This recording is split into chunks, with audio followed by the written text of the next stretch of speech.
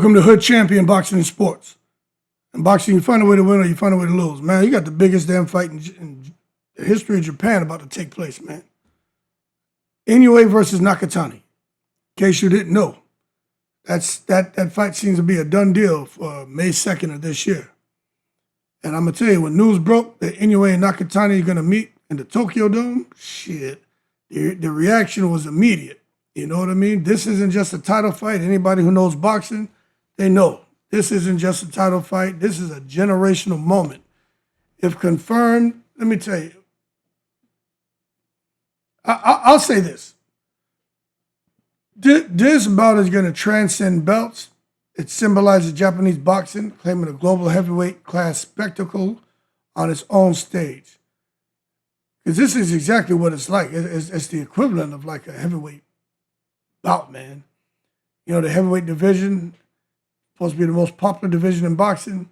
When you get these two small guys get in the ring, what they're going to, the show they're going to put on is going to overshadow anything that I think we've seen in the last maybe 10 years in boxing. Because these two cats are going to go at it. I'm telling you, from just watching them fight and from my experience being over there in Japan, sparring Japanese fighters, sparring Korean fighters, a couple Filipinos, but them damn Koreans and them Japanese, man, I tell you, they will fight to the death. And we're going to see something. I'm not even trying to be funny. It's going to be kind of like a kung fu flick as far as fighting with honor and, you know, guys who fight to the death and stuff. That's what you're going to see when these guys get in the ring. It's going to be a spectacle. Now, for decades, boxing greatness has floated between the U.S., the UK, Mexico, now Japan is flexing its cultural star power. You go to the lower weight classes, all you see is Japanese flags. Fighters all from Japan. That's all you see. So this fight is loaded with narrative weight. Two of Japan's best fighters, both undefeated and dominant. Nakatani, I don't think Nakatani is undefeated. But I guess I could check that while I'm talking. Let me check while I'm talking to you. Is Nakatani? I know Inoue is. I'm gonna check that real quick. I thought he had one loss, but I'm about to tell you right now. Oh no, he's undefeated. He's undefeated. 32 wins, 24 knockouts. Okay. So yeah, he doesn't. I thought he had one loss. That's somebody else. But nonetheless, both undefeated, both dominant, both representing different regions, fan bases, and styles. A rare domestic, undisputed level matchup with undefeated fighters. Like, this is a really, really, really big deal, man. This is not a minor title defense. This is a showdown for national pride, global attention, and heavyweight attendance and broadcast numbers rarely seen in Asia. I'm telling you, Japan is going to shut down for this fight. If I haven't been there, but if I was still living in Japan, I'd for sure be at this fight. This shit is going to be crazy. Now, stylistic analysis, I'll just say this, the fight matters. Naoya Inoue, he is the monster. Everything a modern champion should be. You got elite power across multiple weight divisions, precision punching that combines speed, timing, accuracy, acute ring IQ, ability to end fights in multiple ways, an aura of inevitability, man. He is a problem. Inoue doesn't win simply just, by rounds and going to decisions. Nah, he removes doubt. When he gets in that ring, he removes doubt. His offensive output is compact but explosive. He can dominate from distance, pressure at mid-range, or dismantle on the inside. Inoue's greatest advantage is his emptiness left behind after punches. He doesn't just hit. He creates openings that expose opponents for follow-ups. That's why even strong fighters struggle to keep him at bay. Because Inoue is just that good, that elusive, and he just got a great IQ. Inoue is a problem, man. He is a problem. Now with Junto Nakatani, this dude is like a rising tank, man. Nakatani is a problem as well, but he just fought the other day, and many felt that he didn't look that great. But I'll tell you what, he's no gimmick. He's strong as an ox. He's technical, tactical, Methodical in breaking opponents down. He's consistent. He's durable. He's going to need all that when he gets in there with Inoue. You see, he doesn't have Inoue's sideways violence, but he has relentless forward momentum coupled with smart shot selection. When Nakatani lands, it's behind a wall of positional control. Fighters with that style often beat more explosive opponents by making the fight ugly, neutralizing highlight power and pushing physical strength. What Nakatani lacks in the suddenness, the abruptness, the explosiveness that Inoue has, he's going to have to figure it out. So he must win through volume conditioning for sure. He needs to be in good shape. Timing, forcing long sequences, and forcing Inoue to make errors. Inoue will make errors. He will just provide opportunities because he's going to create his own errors, man, because Inoue is so offensive-minded. If Nakatani can capitalize, he may be able to hurt Inoue. Will he beat him? I don't know. Anything's possible, but Inoue is so confident, so powerful, so fast. He's all gas, no brakes, and he has great defense as well. But I just think the key question is, can Nakatani turn a potential explosive Inoue fight into a fight where they're grinding him out and putting his weight on him and clinching and shit? That may be suicide inside that ring. You're trying to grab on the Inoue. Inoue will sit there, man, and rough you up on the inside, on the outside. Inoue's just a great fighter, man. And that's why you got to put respect on the skill and ring IQ. Inoue's ring IQ is elite. He sees angles before many fighters sees movements. His anticipation allows counters, pivots, setups, traps. This sort of cerebral boxing is worth rounds itself. Nakatani's IQ is consistent but not explosive, like Inoue. His strength is in his structure, 20 minutes of organized pressure, not sudden vengeance.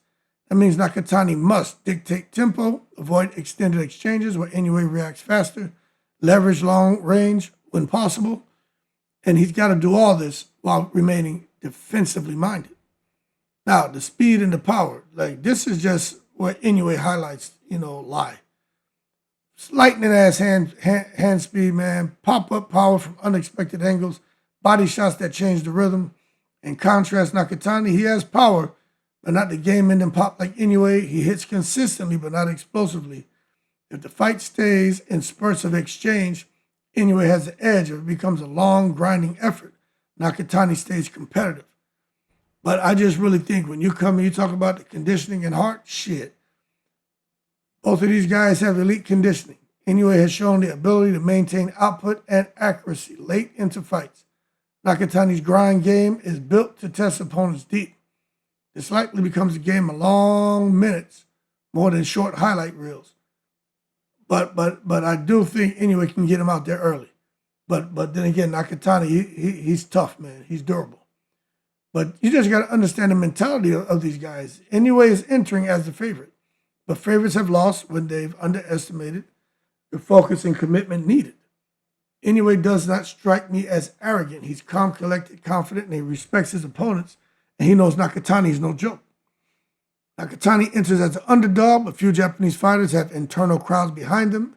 As strongly as he does right now, the energy is going to be unreal when they get in this ring. So how could it all play out? I mean, I don't know. I'm thinking like Inoue domination. I'm just being honest with you. Force the exchanges. Nakatani will eat the power, scores a drop. Inoue builds separation, mid to late stoppage, or wide unanimous decision. If it's a grind war, Nakatani forces a slower pace. Crowd becomes a factor. Judge forced to score tight rounds, competitive, but Inoue's consistent power should edge it. Then that surprise dynamite. Nakatani lands a big sequence early. Inoue adapts and wins later. A shock story, but still a legitimate Inoue comeback. Let me tell you, a true upset will require Nakatani to not just win, not just land, but systematically disrupt Inoue's offensive rhythm without paying a huge price. You just got to understand the money side, boy. Money, broadcast, global cash. This fight is a global money event. Tokyo Dome is a massive venue that rarely hosts boxing. You got to look at the Japanese TV rights, what they're going to pull in, not only domestically, but globally. International broadcasts will push it as a mega event. Betting markets worldwide will open early and wide. Then the merchandising, sponsorship, and co-promoted pay-per-view bundles add revenue. This right here is going to be that Wu-Tang cream, cha-ching ching, dollar dollar bill, y'all. Fight's not just about ticket sales. It's about global streaming buys, corporate sponsorship, and a showcase for men's boxing and Japanese boxing culture. This fight is a big deal, man. In the U.S., half the revenue probably come from streaming platforms. Overseas, big market growth is happening in several markets: the Latin American market, Mexico, UK, Southeast Asia. So this is more than a fight; it's a global monetization event. And for Japan, it's the next step beyond Ricky Hatton, Nassim Hamed, and early Galen Rupp headlines. This is Japan's boxing, and they're trying to create their own legend from within. But after this, I wonder what happened for Japanese boxing, because let me tell you something. This is a really, really, really big deal. Japan has always been a power center for lighter weights, featherweight, super featherweight, bantamweight. You had some fighters like Meiso Oba, Koki Kamita, Naoya Fujioka, and world champions across divisions have made Japanese boxing respected worldwide. We know them Japanese fighters can scrap. Inoue Nakatani at the Tokyo Dome gives Japan a homegrown global fight that doesn't rely on a foreign antagonist. And that's huge. That's huge. They're doing everything organically. If Inoue wins, he adds to a legacy that already touches the GOAT debate. Japan solidifies its position as a modern boxing power. Future domestic purses bids, let me tell you, those future domestic purses and purse bids, they're going to be so damn big for a lot of these Japanese fighters, and especially whoever wins this fight. And I think you're going to have even bigger local events, man. Because once you're the A side, man, you can bring whoever you want over to fight you. And they'll be the B side. When you're the cash cow, people do what you say. Same thing goes for Nakatani, man. He'll be the same thing I said about Inoue.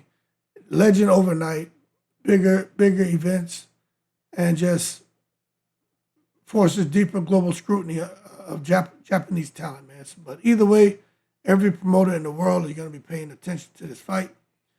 So why it matters beyond boxing? Because Inoue versus Nakatani is a cultural milestone, a financial event, a legacy fight, a moment in Japanese sports history. People are going to remember where they were at when this fight happened. I'm telling you, man. Power versus pressure. Who wins? Inoue versus Nakatani. I don't know. I'm leaning towards Inoue, but you just don't know. Y'all keep cool. I'm in the breeze.